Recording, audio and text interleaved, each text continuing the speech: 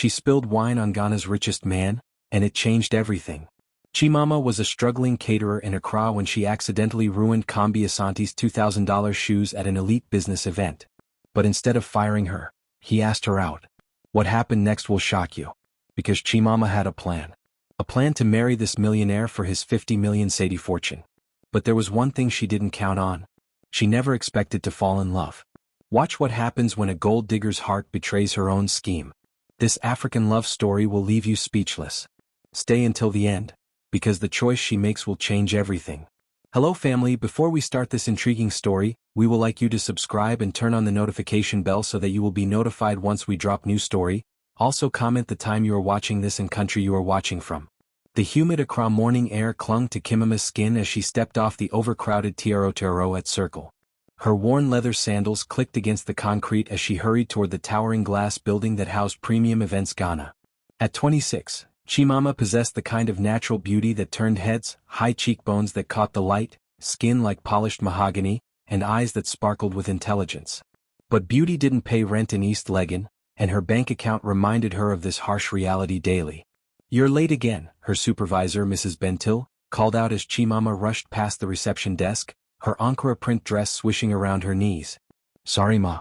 "The Tirotero broke down at Achimota," Chimama replied, quickly tying her apron around her waist. As a caterer's assistant, she spent her days arranging elaborate displays for Accra's elite, politicians, business moguls, and socialites who spent more on a single event than she earned in 6 months. Her phone buzzed with yet another message from her landlord. "Rent overdue. Final notice." Her stomach churned as she deleted the message, the same knot of anxiety that had lived there for months tightening further. That evening, Chimama was carefully arranging golden napkins at the head table of the Movenpick Ambassador Hotel's grand ballroom. The Ghana Business Excellence Awards was in full swing, a sea of expensive suits, designer gowns, and sparkling jewelry. She moved invisibly among the guests, refilling champagne glasses and clearing plates, her presence as overlooked as the marble statues adorning the walls. A commotion near the main entrance caught her attention. A tall man in an impeccably tailored Kent-inspired suit was surrounded by a small crowd of admirers and journalists. Even from across the room, his presence commanded attention. His salt and pepper beard was perfectly groomed, and his confident stride spoke of someone accustomed to being the most important person in any room. "That's Kombi Asante," whispered Ajoa, another catering assistant, as she appeared beside Chimama with a tray of empty glasses. "The mining magnate. They say he's worth over 50 million cedis. Built his empire from nothing after his father's gold mining business collapsed when he was just a teenager." Chimama watched as the man, Kombi, graciously accepted congratulations and handshakes, but she noticed something others might have missed. Despite the crowd around him, there was a loneliness in his eyes, a carefully hidden sadness that flickered when he thought no one was looking. Disaster struck as Chimama was navigating through the crowd with a tray of red wine. A woman in a flowing purple gown backed up suddenly, bumping into Chimama and sending the entire tray flying. The glasses shattered against the marble floor with a sound like breaking dreams, and deep red wine splashed across the floor, and onto Kombi Asante's expensive shoes. "Oh no. I'm so sorry, sir." Chimama dropped to her knees immediately, frantically trying to clean the wine with her napkin. Her hands shook as she realized she'd just ruined the shoes of one of Ghana's wealthiest men. This would definitely cost her the job she desperately needed. "Please don't worry about it," came a surprisingly gentle voice from above. Chimama looked up to find Kombi Asante crouching down beside her, his kind eyes meeting hers. "Accidents happen. Are you hurt?" The question caught her off guard. In her experience, wealthy clients cared more about their possessions than the help. "No sir. I'm fine. But your shoes." "Shoes can be replaced," he said with a warm smile that transformed his entire face. "Here, let me help you."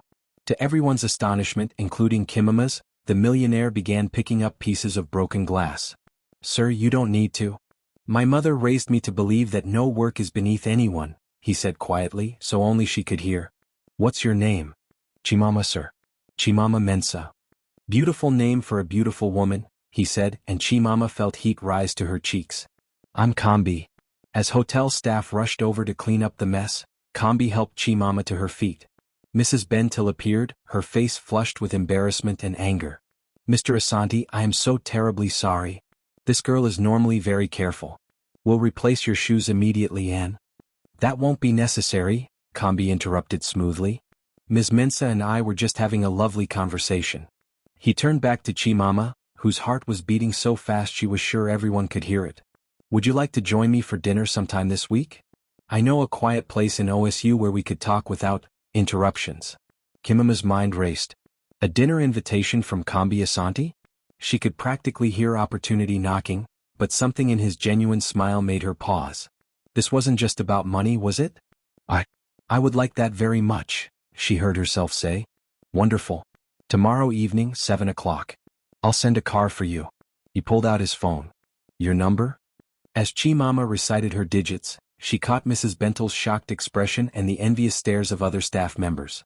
Kombi programmed her number into his phone with the care of someone handling precious cargo. Until tomorrow, Chimama, he said, taking her hand and kissing it gently in the traditional manner. The simple gesture sent electricity through her entire body. That night, Chimama lay awake in her small apartment in Dansaman, staring at the ceiling as rain drummed against her tin roof. Her mind replayed every moment of the encounter. Kombi Asante, wealthy beyond imagination, had asked her out. Her phone lit up with messages from Ajoa and other colleagues who had witnessed the exchange. Girl, you've hit the jackpot. Ajoa had texted. Marry him and your money problems are over forever. The word, marry, stuck in Chimama's mind like honey. She thought about her overdue rent, her mother's medical bills back in Kumasi, her younger brother's school fees. She thought about the beautiful homes in East Legon, the luxury cars, the designer clothes she served but could never afford. But she also thought about the kindness in Kombi's eyes, the way he'd helped clean up the mess, how he'd asked if she was hurt before worrying about his expensive shoes. There had been something real there, hadn't there? Something beyond wealth and status? As sleep finally claimed her, Chimama made a decision that would change both their lives forever. She would go to dinner. She would charm this lonely millionaire. And maybe, just maybe, she would find a way out of poverty that didn't require sacrificing her soul. But in the darkness of her room, she couldn't shake the feeling that Kombi Asante was hiding something profound beneath his polished exterior. Something that would challenge everything she thought she knew about love, money, and what truly mattered in life. The rain continued to fall, washing the streets of Accra clean, preparing the city for whatever tomorrow would bring. Chimama stood before her small wardrobe mirror, trying on the third dress of the evening. Her reflection showed a woman caught between two worlds. The faded yellow dress she'd borrowed from her neighbor Ajoa was her best option, but it felt inadequate for dining with a millionaire. She'd spent her last 10 cedis on a shared taxi to Kainchi Market that morning, buying bangles and earrings that sparkled like real gold but cost less than a decent meal. You look beautiful, sister, called her roommate Amma from the living room. But remember what I told you. Rich men like Kombi don't marry poor girls unless there's something special about them. Make yourself unforgettable tonight. Chimama's reflection stared back at her with determined eyes. She'd rehearsed her backstory, an orphan girl working to support her sick grandmother, dreams of opening her own catering business, a pure heart untainted by greed. Each lie felt necessary, justified by the stack of unpaid bills on her dresser and the eviction notice that would arrive next week if she didn't find a solution. Her phone buzzed. Your ride is here. Kombi. Through her window, she saw a sleek black Mercedes-Benz waiting outside her modest apartment building. The driver, dressed in a crisp white shirt, stood beside the open rear door. Several neighbors had gathered on their balconies to witness this unprecedented event. A luxury car in their humble neighborhood. The drive to OSU took them through Accra's bustling streets, past street vendors closing their stalls and children playing football in dusty lots. But as they entered the upscale dining district, the world transformed. Palm trees lined perfectly paved roads, and soft lighting emanated from restaurants that catered to Ghana's elite. Chez Clarice was tucked away on a quiet street, its entrance marked only by a small bronze plaque. Inside, the restaurant was intimate and dimly lit, with no more than 10 tables, each separated by flowing curtains that ensured privacy. Chimama had never seen anything like it. This was where the powerful came to discuss deals worth millions, where secrets were traded like currency. Kombi was already seated at a corner table, but he stood as she approached. He'd changed from his formal suit into a simple but elegant kaftan that made him look approachable, almost vulnerable. His eyes lit up when he saw her. Chimama, you look radiant, he said, pulling out her chair. I hope you don't mind the location. I chose it because we can actually hear each other speak here. As they settled into their seats, Chimama noticed how the other diners, all clearly wealthy and influential, nodded respectfully to Kombi but kept their distance. He commanded respect, but there was something in their deference that felt like fear rather than admiration. The conversation flowed easier than Chimama had expected. Kombi asked about her family, her dreams, her favorite foods. She delivered her practiced responses, painting herself as a noble soul trapped by circumstances. But as the evening progressed, she found herself genuinely curious about the man across from her. "Tell me about your mining business," she said, taking a sip of the most expensive wine she'd ever tasted. "Ajoa said you built it from nothing." For the first time that evening, Kombi's smile faltered. He stared into his glass for a long moment before speaking. "My father was a small-scale miner in Obwesai. When the big companies moved in, they pushed out families like ours. He died bitter and broken, watching his life's work crumble." "I'm sorry," Chimama said softly, and she meant it. There was real pain in his voice. "I swore I'd never let anyone feel that helpless again," Kombi continued. "So I built Asante Mining not just to make money, but to employ people from communities like the one I grew up in. We provide jobs, healthcare, education for miners' children." Chimama felt something shift inside her chest. This wasn't the story of a greedy businessman she'd expected. That's beautiful, Kombi. "Most people don't see it that way," he said with a bitter laugh. "They see a rich man who got lucky. They don't see the 18-hour days, the loans I took that could have destroyed me, the nights I went to bed wondering if I was making the right choices." As dessert arrived, a delicate chocolate sculpture that seemed too beautiful to eat, Kombi reached across the table and gently took Chimama's hand. "I have to tell you something," he said, his voice dropping to almost a whisper. "I don't usually do this. Ask women to dinner, I mean. The truth is, most women who show interest in me, they're interested in what I can provide, not who I am." Chimama's heart skipped a beat. The irony of his words hit her like a physical blow. "What makes you think I'm different?" she asked, hating herself for the question. "The way you looked at me when you were cleaning up the wine," he said, his thumb tracing gentle circles on her hand. "You weren't calculating what you could get from me. You were worried about me." When was the last time someone worried about Kombi the person instead of Kombi the businessman? The weight of his loneliness pressed against Chimama's chest. This powerful man, who commanded respect from Ghana's elite, was as trapped by his wealth as she was by her poverty. The realization should have made her job easier, but instead, it made her feel sick.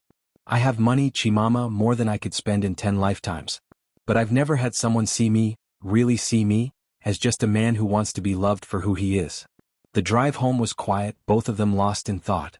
When they reached her apartment building, Kombi walked her to the door despite her protests about the neighborhood being unsafe for someone like him. "I'd like to see you again," he said, standing close enough that she could smell his cologne, something expensive but not overwhelming. "Tomorrow is Sunday. Would you like to visit the Aburi Botanical Gardens? We could have a picnic, just talk." "I'd love that," Chimama replied and realized she genuinely meant it. He kissed her hand again, the gesture that was becoming their signature, and waited until she was safely inside before returning to his car. Upstairs, Amma was waiting with eager eyes and a cup of tea. "So, how did it go? Did you hook him?" Chimama sank into their worn sofa, her mind spinning. "He's not what I expected, Amma. He's actually a good man. He employs hundreds of people, helps communities, and he's so lonely that it breaks my heart." "Good." Amma clapped her hands together. "Lonely rich men are the easiest to marry. You play the loving woman, he gives you security, everyone wins." But as Chimama lay in bed that night, staring at the cracked ceiling, she couldn't shake the memory of Kombi's eyes when he talked about being seen for who he truly was. She'd gone into this dinner planning to seduce a wealthy man for his money. Instead, she'd found herself genuinely caring about someone who trusted her with his vulnerabilities. The worst part was that she was still going to the Botanical Gardens tomorrow. And she was still going to continue this charade because she needed his money. But now, each lie felt like a small betrayal of something precious and fragile. The first real connection she'd felt with another person in years. Her phone buzzed with a message from Kombi. "Thank you for a wonderful evening. Sweet dreams, beautiful Chimama." As she typed back, "Sweet dreams to you too," Chimama realized she was walking into dangerous territory. The line between pretending to care and actually caring was blurring, and she wasn't sure which side of it she wanted to be on. Outside her window, Accra slept, unaware that two lonely souls had found each other under circumstances that could either heal them both or destroy them completely.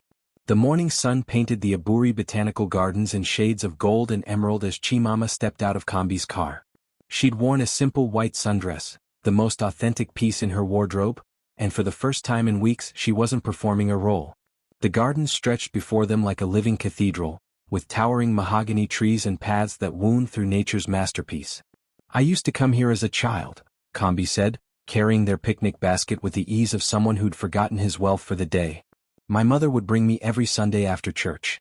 She said God painted his best work in places like this." Chimama watched him point out different plants, his face animated with genuine joy.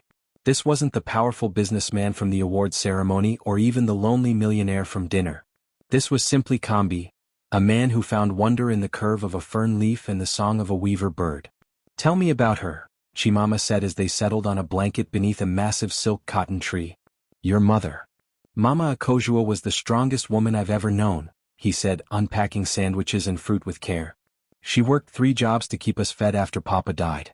House cleaning in the morning, selling kenki in the afternoon, sewing clothes at night.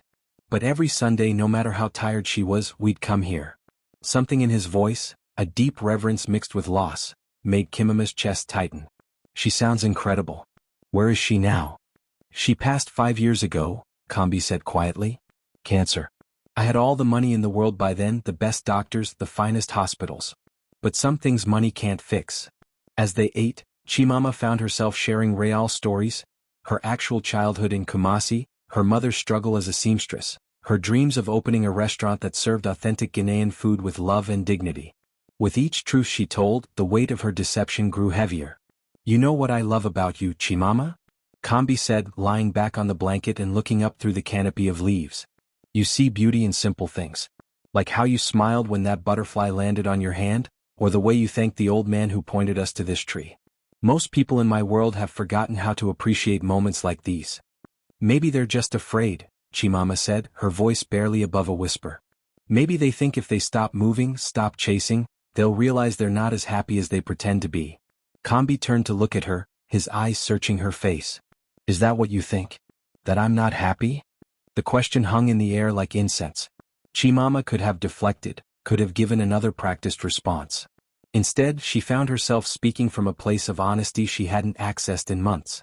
"I think you're the loneliest person I've ever met," she said. "I think you built walls so high to protect yourself that you forgot how to let people in. And I think you're terrified that if someone really knew you, not your money, not your success, but you, they'd find you lacking." Kombi sat up slowly, his expression unreadable. For a moment, Chimama thought she'd gone too far, revealed too much perception for someone who was supposed to be a simple catering assistant. But then he smiled, not the polished smile of a businessman but something raw and grateful. 3 weeks, he said suddenly. "What?" "I've known you for 3 weeks and you've seen more of who I am than people I've known for years." He reached into his pocket and pulled out a small velvet box. "Chimama Mensa, I know this is fast, I know it's crazy, but I also know that I've never felt this understood, this alive with anyone." Chimama's world tilted as he opened the box to reveal a ring that caught the dappled sunlight and threw it back in 1,000 rainbow fragments. The diamond was easily 3 carats, surrounded by smaller stones that probably cost more than her annual salary. "Marry me," Kombi said, his voice shaking with emotion. "I'm not offering you my money or my status. I'm offering you my heart, my loyalty, my promise to love you exactly as you are for the rest of my life." Time seemed suspended as Chimama stared at the ring. This was everything she'd dreamed of: financial security, an escape from poverty, a life of luxury beyond her wildest imagination. The practical voice in her head screamed, "Yes." But another voice, quieter but more insistent, whispered a different message. "Kombi, she began, then stopped. How could she explain that she'd engineered their meeting? That every moment of their courtship had been calculated? That the woman he'd fallen in love with was partly a fiction designed to ensnare him? "I know it's sudden," he said, misreading her hesitation. "We can have a long engagement if you want. I've never been sure of anything the way I'm sure of this. Of us. Can I have some time to think?" she asked, hating the hope that flickered in his eyes. "Of course," he said, closing the box but not putting it away. "But Chimama, I need you to know something. I've had women pretend to love me for my money. I've had business partners smile to my face while planning to betray me.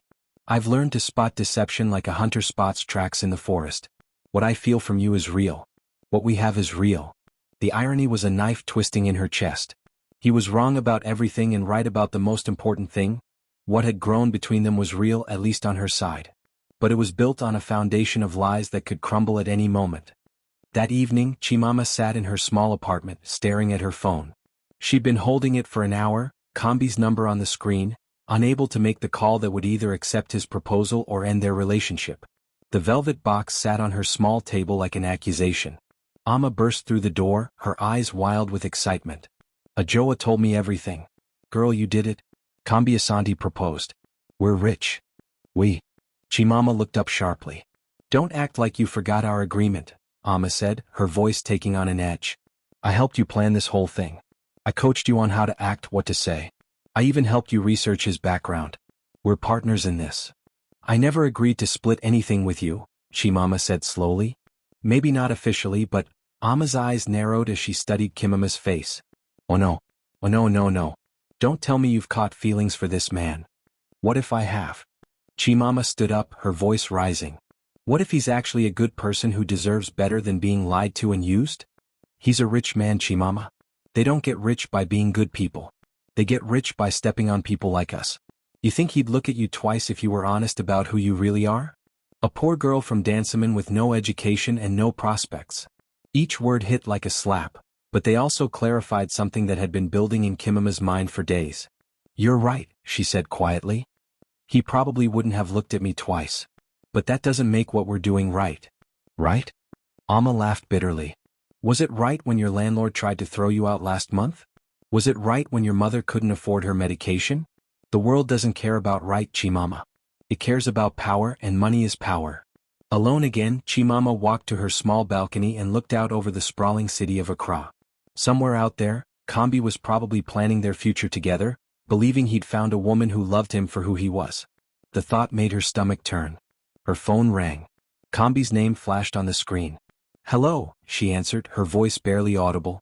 Chimama, I couldn't sleep. His voice was warm, excited. I keep thinking about this afternoon, about our future. I've already started making plans. I want to build you that restaurant you dreamed about. Not as a gift, but as an investment in your passion. We could travel, see the world, but always come home to Ghana, to each other. Tears ran down Chimama's face as she listened to him paint a picture of a life she desperately wanted but felt she didn't deserve. Kombi, she interrupted softly. Yes, my love. The endearment nearly broke her resolve. There's something I need to tell you. Something important. Can you meet me tomorrow? At the place where we first met. The hotel? Of course. Is everything all right? You sound. Everything will be all right, she said, and for the first time in weeks she believed it might be true. I'll see you at 7. That night, Chimama made a decision that would change both their lives forever. She would tell Kombi the truth, all of it. She would confess her original plan, her deception, and her transformation. She would return his ring and walk away from the life of luxury she'd dreamed of. But she would also tell him something else. That somewhere in the maze of lies she'd found something real. That the poor girl from Dansaman had fallen genuinely, completely, hopelessly in love with the lonely millionaire who saw beauty in botanical gardens and believed in love at first sight. Whether he could forgive her, whether love could survive such betrayal, she didn't know. But she knew that the woman who would face him tomorrow would be telling the truth for the first time since they'd met. And sometimes, the truth is the only foundation strong enough to build a real love upon. As dawn broke over Accra, painting the sky in shades of hope and redemption, Chimama prepared for the most important conversation of her life. Moral lesson. Sometimes the very pursuit of what we think we need most, money, security, status, can blind us to what we actually need. Genuine connection, honesty, and love. Chimama entered Kombi's life seeking financial salvation but discovered something far more valuable. The capacity for authentic love and the courage to choose truth over comfort. The story reminds us that real wealth isn't measured in cedis or possessions, but in the quality of our relationships and the integrity of our choices. Kombi, despite his millions, was impoverished in spirit until he found genuine connection. Chimama, despite her poverty, became truly rich when she chose honesty over deception. Love built on lies may promise immediate gratification, but only love built on truth can withstand the storms of life. The greatest transformation isn't from poor to rich, but from false to authentic, from selfish to selfless, from fearful to courageous. In the end, the heart that is brave enough to be honest, even when honesty costs everything, is the heart that finds treasures no amount of money can buy. Thank you for watching till the end. Don't forget to like, comment, share and subscribe to this channel for more interesting videos like this.